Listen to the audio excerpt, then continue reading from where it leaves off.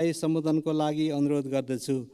Honorable MPs, I would like to request His Excellency Antonio Guterres to address the joint sitting of the both houses of the Federal Parliament.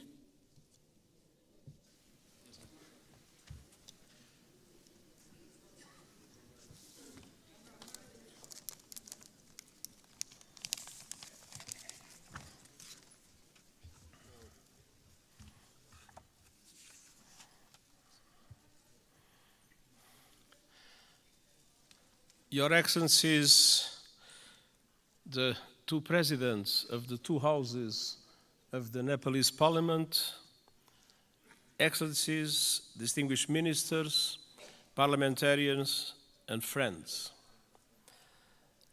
Allow me, before I start, to express my deep gratitude for the wonderful hospitality that the government and the people of Nepal has provided to me during these 3 days. All the facilities that were put at my disposal have transformed this visit in an enormous success. I learned a lot, and I commit to use what I learned to support Nepal in your struggle against climate change and for development of your country. When I am here, I am twice at home. I have been astounded, and this trip has been no exception. What I've seen and experienced in the past few days will stay with me always. The sunlight hitting the Himalayas, the warmth of the people, the richness of your cultural diversity, and of course, the sanctity of Lumbini. I thank the government of Nepal for your invitation, your hospitality, and your welcome to me and to my delegation. Excellencies, we meet today amidst a world in turmoil. Decades of progress on poverty and hunger are being reversed in large parts of the world. Inflation is undermining household and national budgets. Families and countries alike face financial crises. Women are underrepresented and underpaid, and I recognize the enormous effort that Nepal is doing in the way for gender equality, full gender equality, and I praise your efforts and its results. Violence and conflict abound. While the conflict in the Middle East is thousands of miles away, Nepalis were among the many victims of Hamas' brutal attacks in Israel. I send my sincere condolences to the families of the 10 Nepalese students who were killed and express my best wishes for the safe return of Mr. Bipin Joshi, who is missing. Distinguished parliamentarians, as geopolitical tensions rise, global divisions are becoming deeper and more dangerous, and smaller countries fear becoming collateral damage in competition between the great powers. And climate catastrophe is accelerating with a deadly force. In responding to this crisis, the world could learn much from Nepal. This country is a promoter of peace, a champion of multilateralism, and a staunch supporter of sustainable development and climate action. Nestled between two great powers, you have forged your own paths to safeguard your sovereignty and your independence. And your journey over the past 20 years has been wonderful to see. A new republic with a new constitution has the UN Charter at its heart. You were quick to embrace the Sustainable Development Goals and are making progress on many of them, independently of the difficult financial conditions that developing countries face in today's unfair world. Your country has successfully calmed the storms of conflict and moved from war to peace, a process the United Nations has been proud to support. Dear parliamentarian colleagues, Nepal does not stand still. Your dynamic story of progress continues today. Your graduation from least developed countries status is imminent, and the United Nations is committed to supporting a smooth transition. And you are preparing the final stages of our Nepal's-led peace process, healing the wounds of war through transitional justice. A process to bring peace to victims, families, and communities haunted by questions and scared by injustice, and help put the past to rest. Transitional justice can play a vital role in securing lasting peace, but we all know it's not easy. By nature, it's a delicate and complex process. We know that transitional justice has the greatest chance of success when it is inclusive, comprehensive, and has victims at its heart. When it centers on truth, reparation, and justice, when women participate fully, and when all victims of human rights violations can find meaningful redress. And I welcome efforts here in Nepal to drive progress and find solutions in this regard. And I want to tell you are not alone. The United Nations, respecting the Nepalese leadership of this process, stands ready to support you with your victim-centered process and its implementation in line with international standards, your own Supreme Court's rulings. The United Nations and Nepal are old friends. Our cooperation runs deep. Nepal has long been a cherished member of the UN family and a powerful voice for developing countries, most recently as chair of the Least Developed Countries Group. And this relatively small country compared with the big powers has made an outsized contribution to international peace. Of all the countries on Earth, Nepal is the second largest contributor of troops to United Nations missions, military and police. I'm sincerely grateful to the Nepali people for their dedication, their courage, and their service in peacekeeping. And I would like to take a moment and ask for one moment of silence to honor those Nepalese who have lost their lives serving under the blue flag.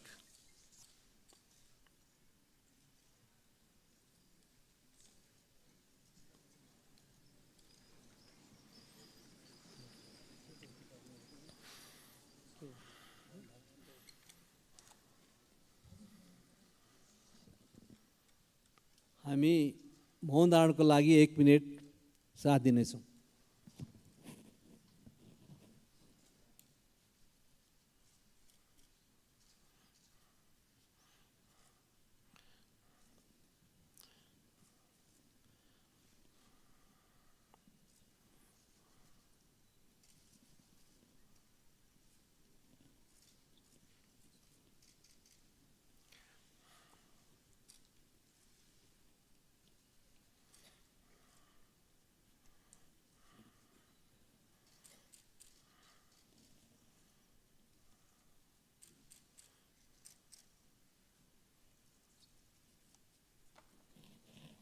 Thank you.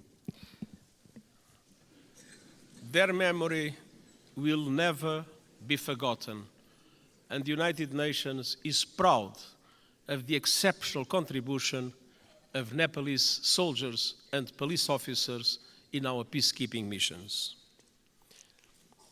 Dear parliamentarian colleagues, on climate action, Nepal is a frontrunner. You are on target to reach net zero emissions by 2045. Thanks to extraordinary reforestation efforts, trees now cover almost half of the country.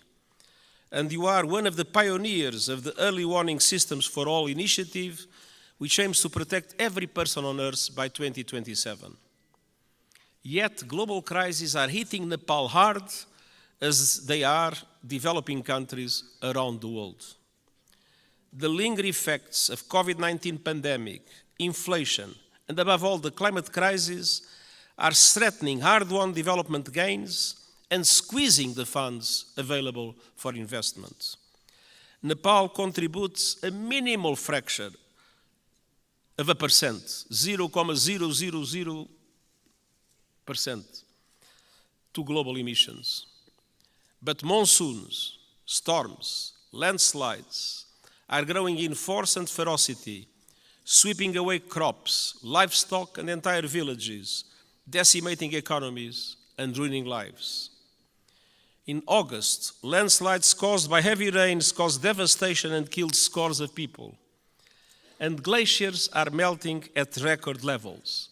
I was a witness. Nepal has lost close to a third of its ice in just over 30 years. The effect is devastating. Swollen lakes bursting, rivers and seas rising, cultures threatened, and mountainsides exposed, inflaming the risk of landslides, and avalanche. Threats will continue mounting. Himalayan glaciers provide fresh water to over 1 billion people. As they shrink, so do river flows. In the future, now we have too much floods, but one day in the future, Himalayan rivers like the Indus, the Ganges, and the Brahmaputra will have their flow severely limited. Combined with saltwater intrusion, that will decimate deltas in this region and beyond. That could mean low-lying communities and entire countries erased forever. Millions of people on the move and fierce competition for water and land. Nepal is now one of the countries that is suffering the most, but other South Asian countries might become in the future terrible victims of the receding glaciers of Nepal. Dear parliamentarian colleagues, what is happening in this country as a result of climate change is an appalling injustice and a searing indictment of the fossil fuel age. I am deeply concerned by those communities in Nepal facing the brutal impacts of the climate crisis.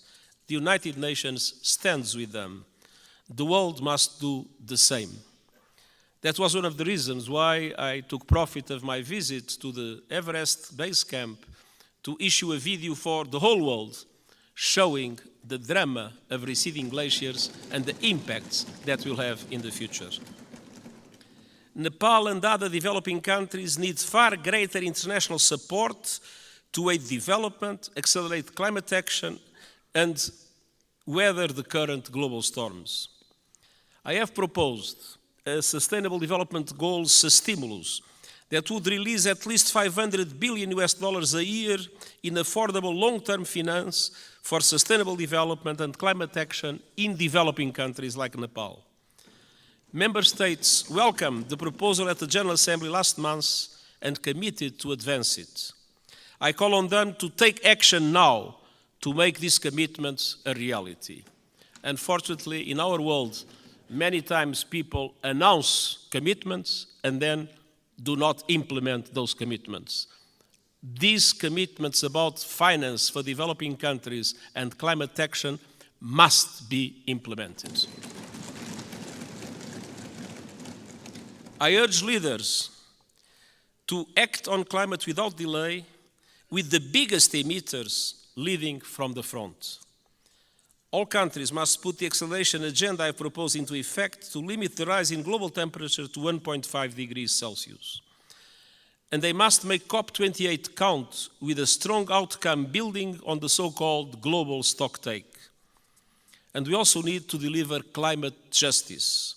Developed countries must honor the promise of $100 billion a year to support developing countries in climate, and double adaptation finance as a first step of devoting half of climate finance to adaptation. Investment in the resilience of communities, in the resilience of infrastructure is today a must, because climate change impacts are not a problem of the future, they are felt today by the populations, and it is today that developed countries must support countries like Nepal to do the necessary investments in that regard. The most vulnerable must be at the center of efforts to build climate resilience. And all parties must operationalize the landmark loss and damage fund at COP28 this year. There is loss and there is damage. You can see it in Nepal. There must be a compensation for it. The Nepalese people depend on it. For families that have lost their home, to storms, for communities forced to abandon their villages by rising rivers. Loss and damage is not a negotiating point or a bureaucratic abstraction, it is a lifeline. Dear parliamentarian colleagues, Nepal has long been a friend to the international system, and today their system is in dire need of refresh, revitalization and reform. The world is in a state of flux, it is moving towards multipolarity, and that is a good thing. A multipolar world provides new opportunities for leadership and balance on the global stage. But this new dynamic requires strong multilateral institutions to maintain peace. History shows us that. At the beginning of the 20th century, Europe was multipolar, but without strong multilateral institutions, it descended into war that engulfed the world. That is not a risk we can take. We need strong international reformed institutions that reflect the realities of today. But ours, like the Security Council or the Bretton Woods system, mirror the world in which they were founded almost 80 years ago. They correspond to 1945. They do not correspond to what is the world in 2023. That must change. Developing countries must have far greater representation in international institutions. I have called for reform of the outdated United Nations Security Council, and I have proposed measures to reform the global financial architecture so that it better represents developing countries and responds to their needs. And these proposals are gaining traction at this year's United Nations General Assembly and beyond. But of course, there is always the resistance of those that benefit from the present unfair systems. The United Nations Summit of the Future next year is an important chance to push further progress, and I count on Nepal's support to help make the change we need a reality.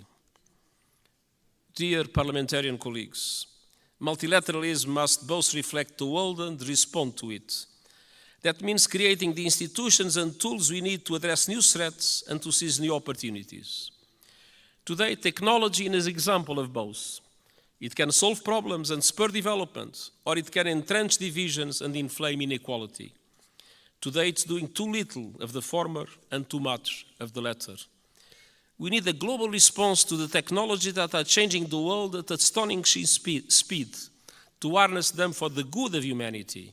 And all countries must have a say, not only the most rich countries in the world that have more resources to develop those new technologies.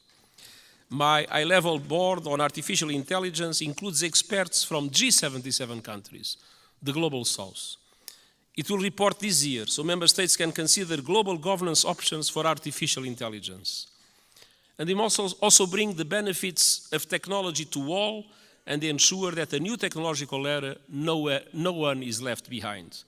This is the purpose of the Global Digital Compact the United Nations is proposing.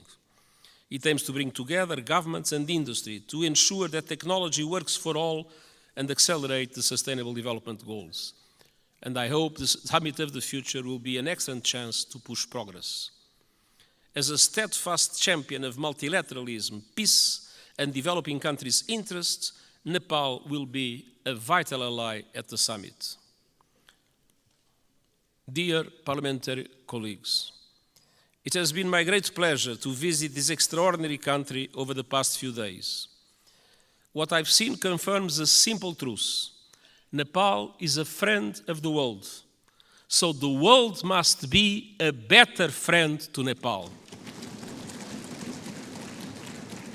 And the United Nations will never stop fighting to make that a reality, and I thank you.